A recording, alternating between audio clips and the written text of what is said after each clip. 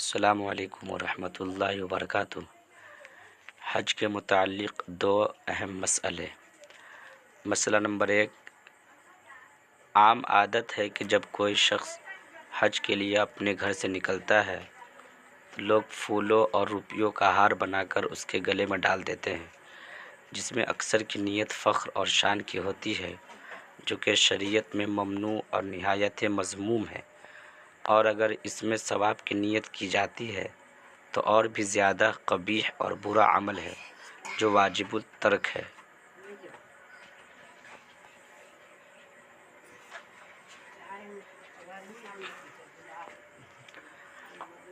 مسئلہ نمبر 2، بعض عورتیں حجاج بننے کی ایسی شوقین ہوتی ہے کہ سفر حج کے لیے کوئی محرم ساتھ ہو یا نہ ہو، بس حج کے لیے